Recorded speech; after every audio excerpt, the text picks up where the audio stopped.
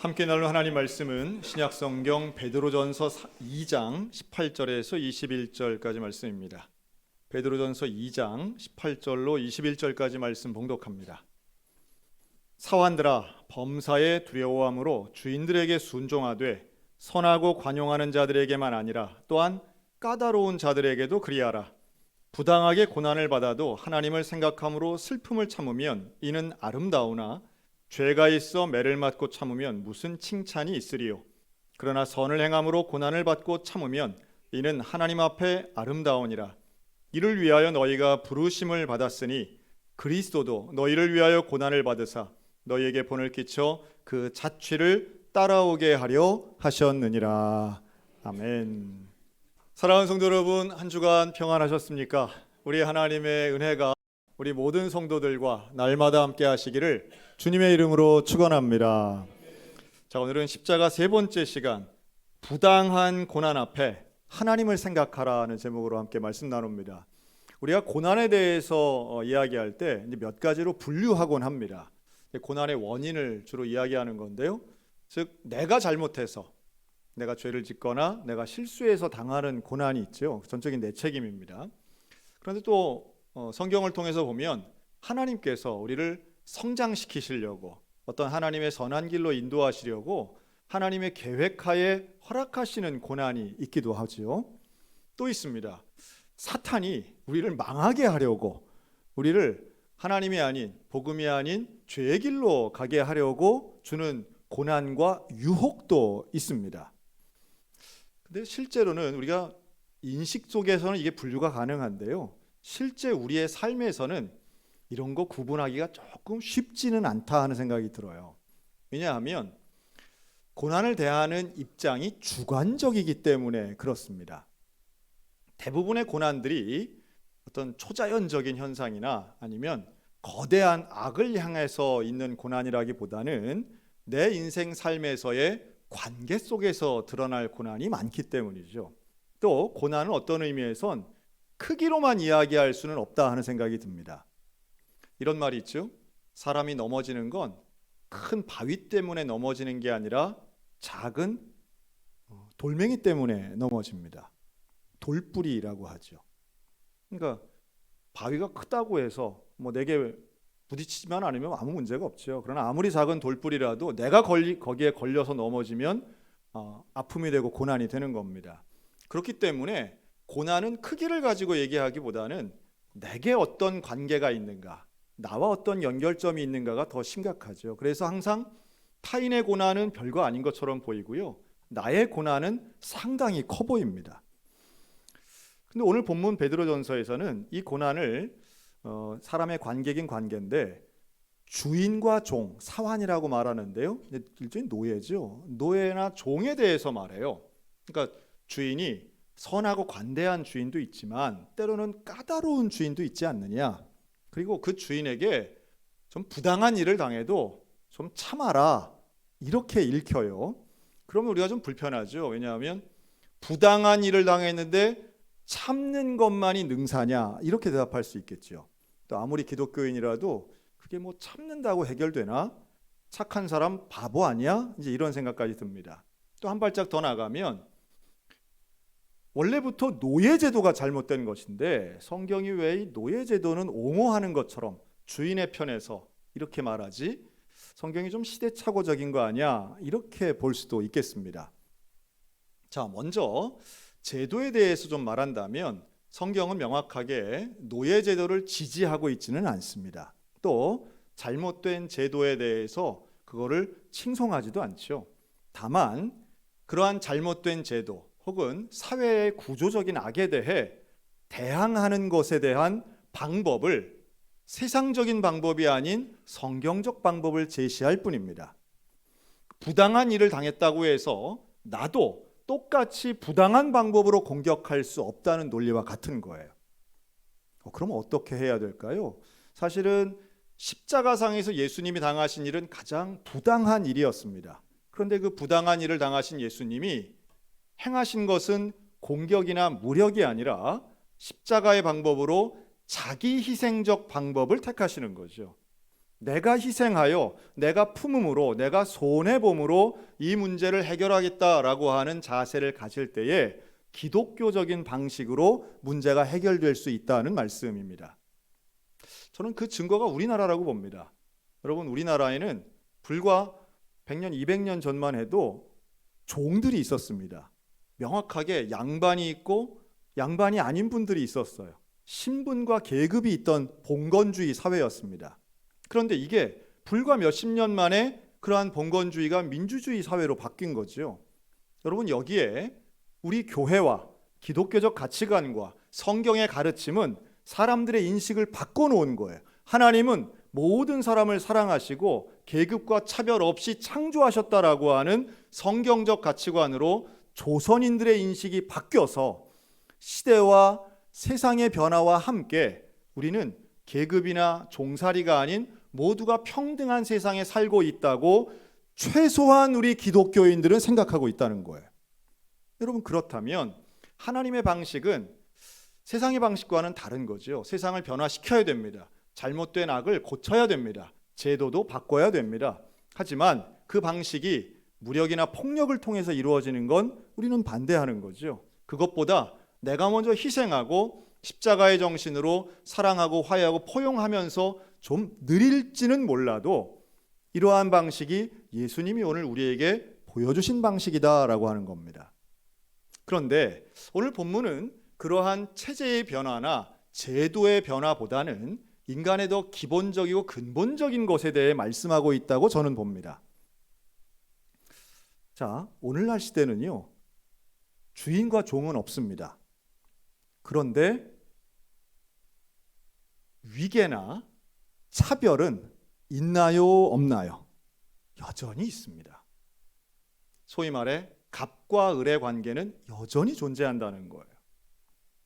사람과 사람의 관계에서 제도를 개선할 수 있고 법을 발전시킬 수는 있을지라도 근본적인 인간의 욕망과 죄성이 있는 이상 어떤 형태로든지 아무리 평등한 사회라고 자부하는 곳에 가더라도 그곳에는 엄연히 차별이 있고 사람 사이에 갈등이 있고 위계가 있는 것을 발견하게 됩니다.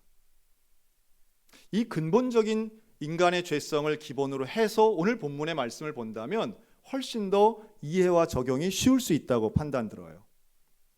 그런 면에서 인간 사이에서 일어나는 부당한 고난이 있습니다. 이 부당한 고난이라고 하는 건 다른 말로 하면 내게 억울한 감정이 드는 거예요. 왜 내게 이런 일이 일어나는 거예요? 저 사람이 나에게 이렇게 한 건 옳지 않아.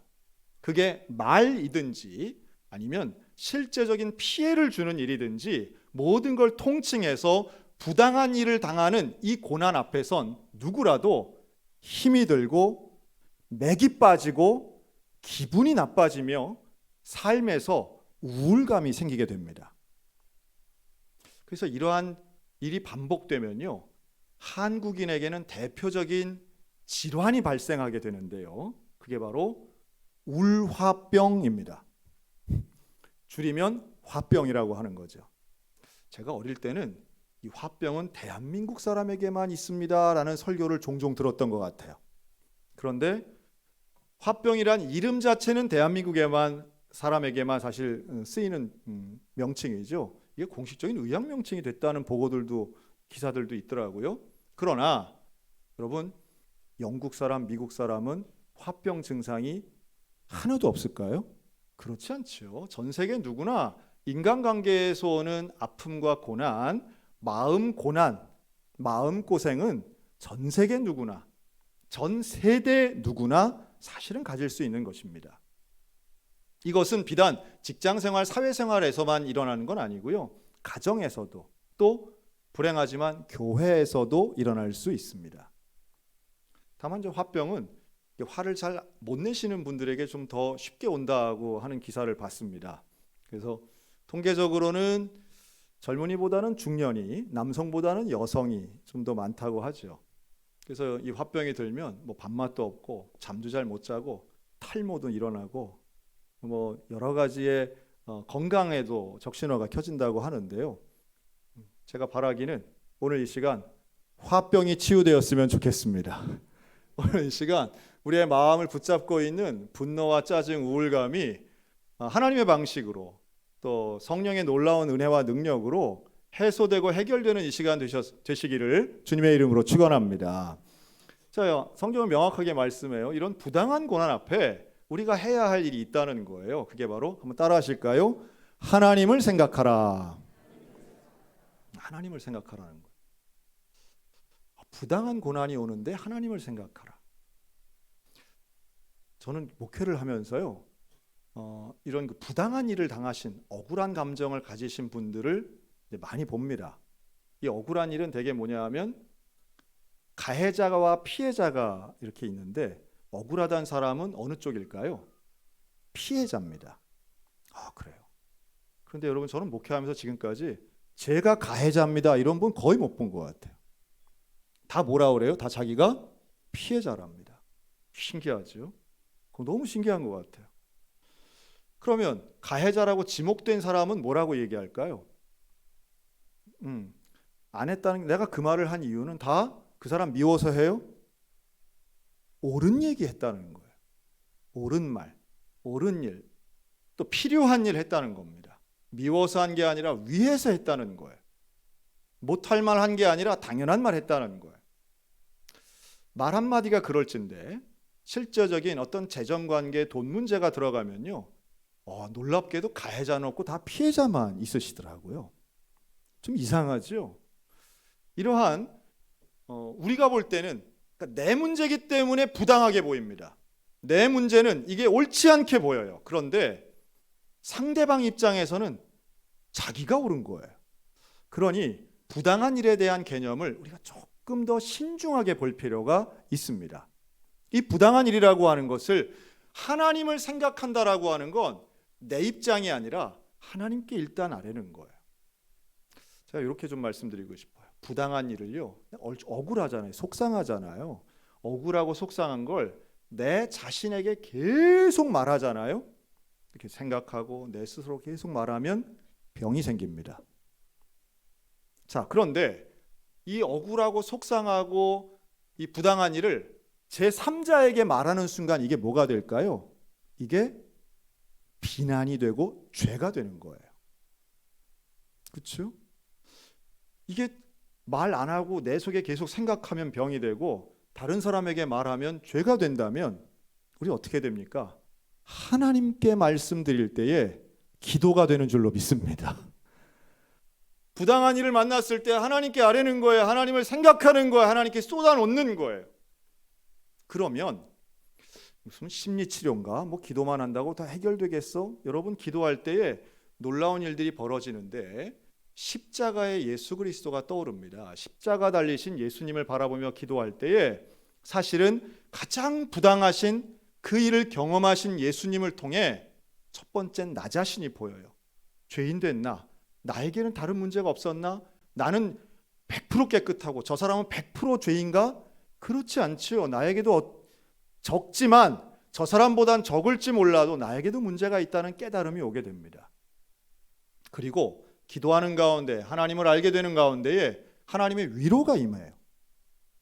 예수 그리스도를 통한 가장 온전한 위로가 임합니다. 그리고 놀랍게도 때로는 하나님이 주시는 지혜와 피할 길에 놀라운 역사가 일어나는데, 그것을 오늘 본문은 하나님이 그를 아름답다는 카리스라는 단어인데요, 이건 하나님의 은혜를 뜻합니다.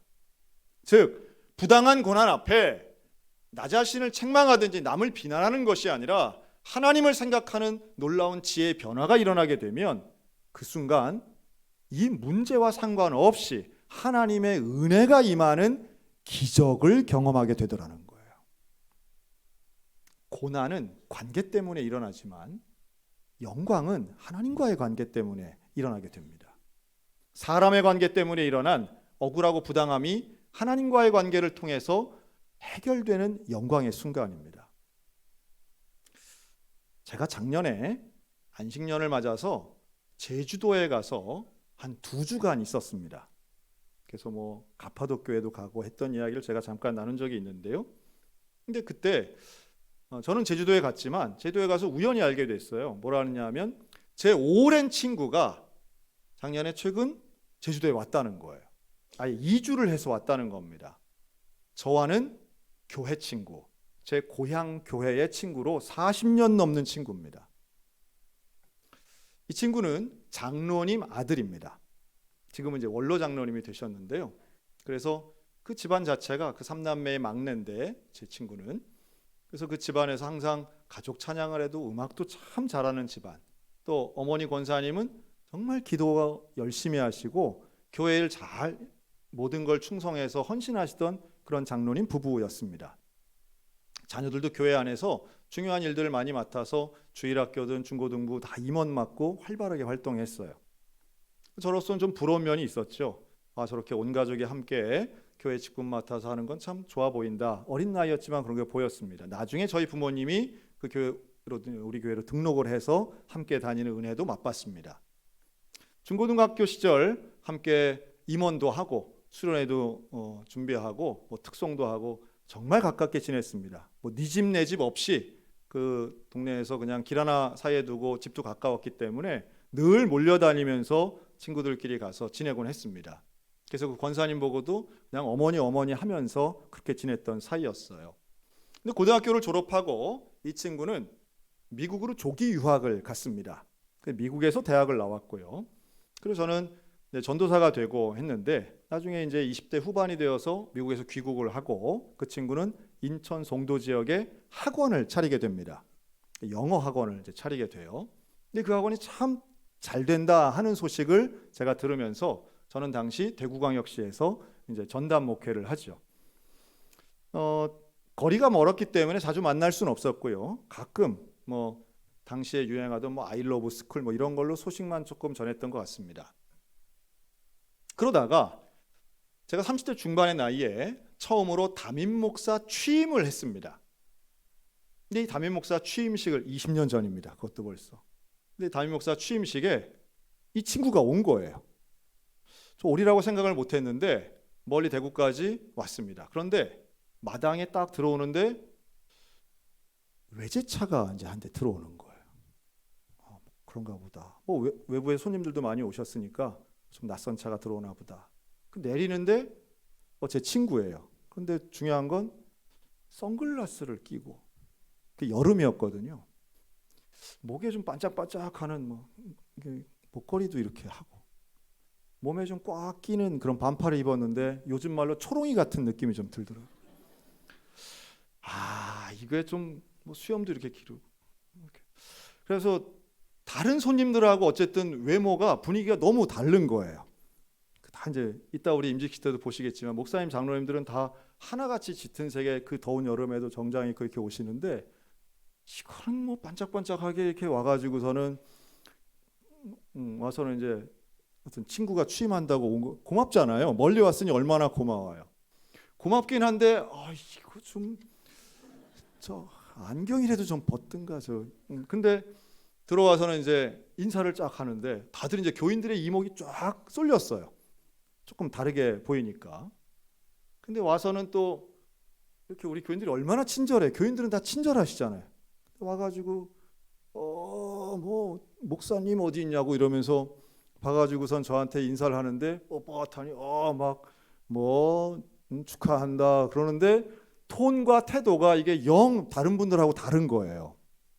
그래서 이제 고맙긴 하고 반갑긴 하면서도 안 와도 되는데 하는 생각도 좀 들었습니다. 네. 어쨌든 목사님 친구분 다양하게 오시네요. 이러면서 얘기 많이 들었습니다. 그리고 이제 30대가 지나고 또 40대가 됐어요. 소식은 간간히 듣죠. 사업이 잘 되고 그래서 대치동에 분점도 내고 그렇다는 거예요. 그런데 그 어머니 권사님이나 아버지 장로님은 너무 안타까워하시는 거예요. 사업은 잘 돼서 좋은데 교회를 안 간다는 거예요. 교회를 안 가는 거죠. 가끔 통화하면 제가 그런 얘기했습니다. 김 집사 교회 가야지. 예수 믿어야지. 그러면 아주 그 목소리 톤이 쫙 깔아서 하는 톤으로 내 속에 다 계셔. 이러는 거예요. 그래서 내가 이 화인 맞은 이 심장을 어떻게 해야 되나. 물론 저도 그렇게 좋은 말로 하진 않습니다. 가까운 친구니까 설교니까 제가 이렇게 점잖게 얘기하죠. 그냥 이런 놈 저런 놈 하면서 제가 통화를 합니다. 근데 그랬어요. 그런데 작년에 제가 제주도로 이사를 왔다는 이야기를 듣고 제가 연락을 했습니다. 어떻게 제주도로 왔는가? 잘 나가던 친구가 50이 넘어서 제주도로 이사를 온 거죠. 그래서 만났습니다.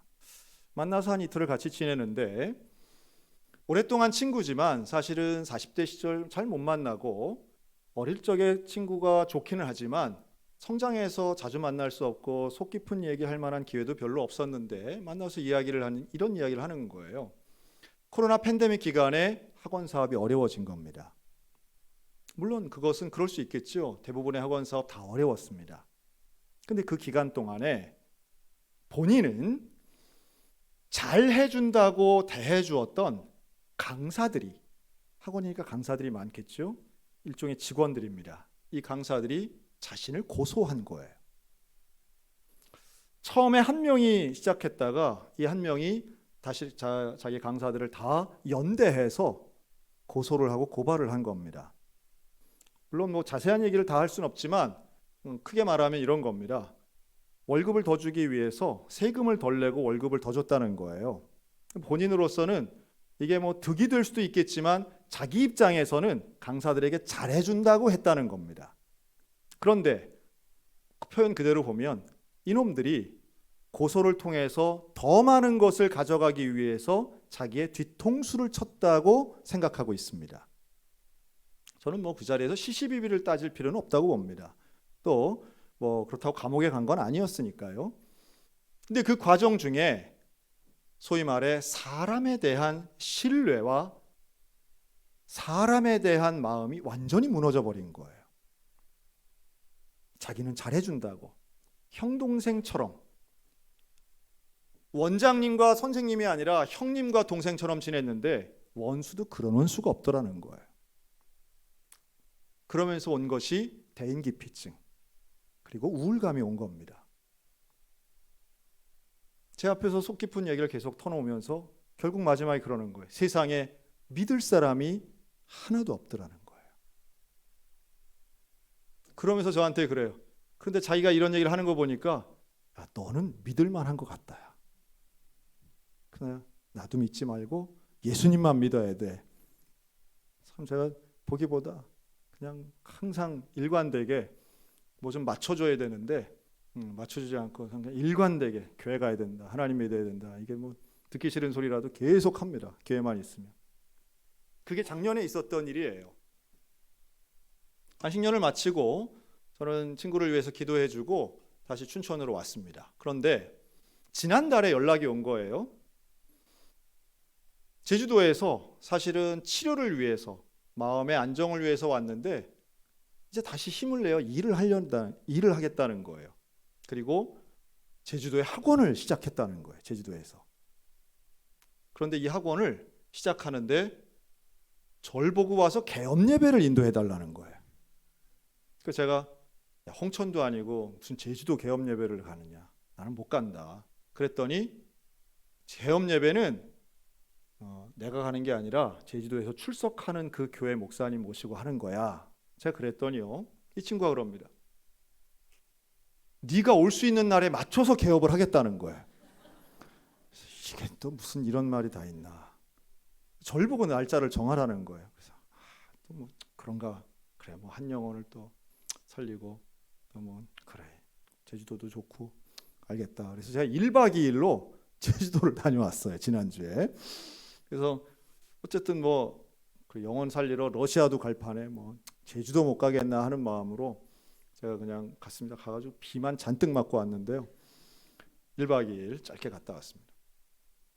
근데 가서 예배를 드리는데요. 태도가 달라진 거예요. 20년 전에 하던 게 없어진 거예요.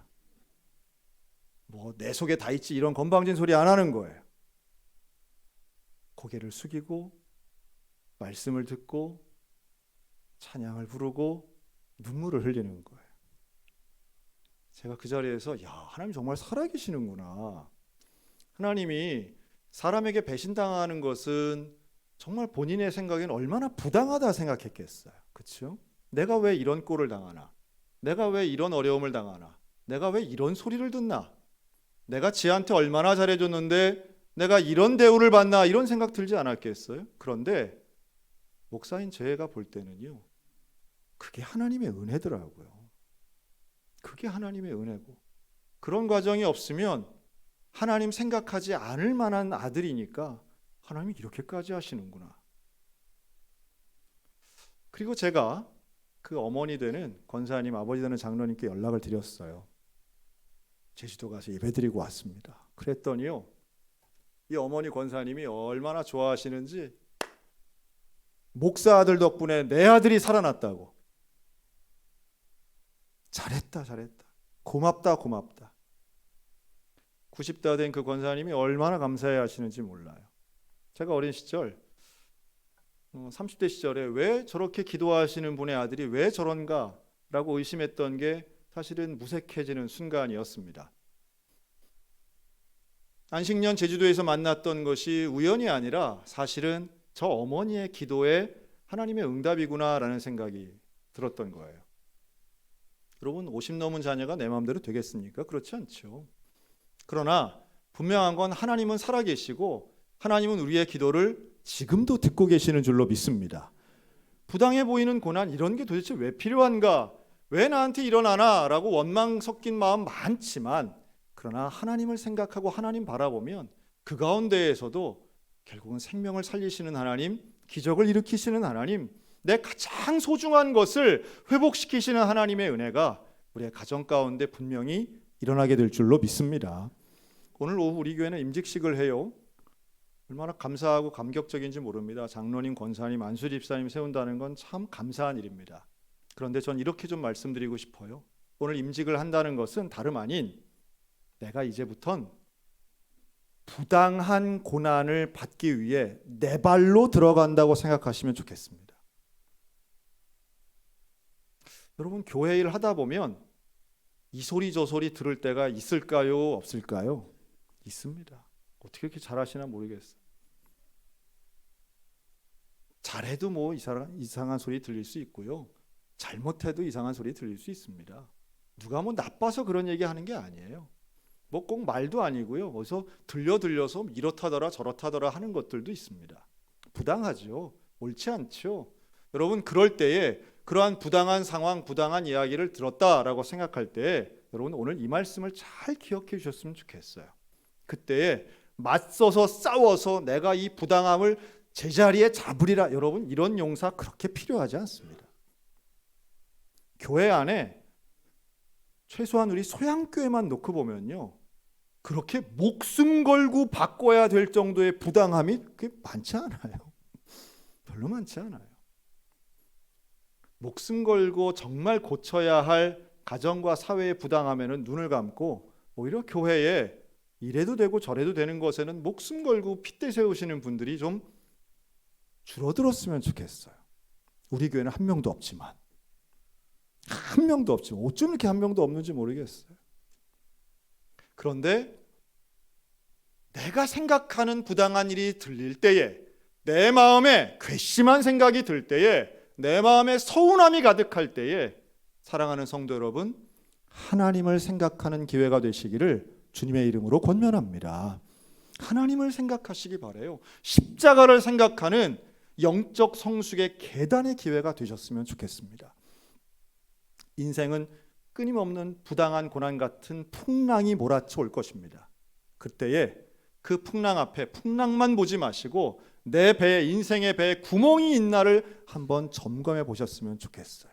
그리고 그 구멍을 막아가며 풍랑보다 크신 하나님을 믿으셨으면 좋겠습니다. 결국 풍랑은 그치고 하나님은, 나를 사랑하시는 그 하나님은 언약의 무지개를 보여주실 것입니다. 우리가 그 믿음을 가지고 살기 때문에 우리는 십자가 바라보며 살 수 있습니다. 십자가에 나를 같이 못 박아 죽인 사람이 십자가 복음을 전달할 수 있습니다. 오늘도 앞으로도 부당한 일들은 많겠죠. 그러나 그 부당한 일에 휩쓸려 사는 인생이 아니라 부당한 일들 가운데에도 하나님을 생각하며 믿음을 붙잡고 놀라운 영광 가운데로 걸어가는 저 여러분들 다 되시기를 주님의 이름으로 축원합니다. 아멘. 기도하겠습니다.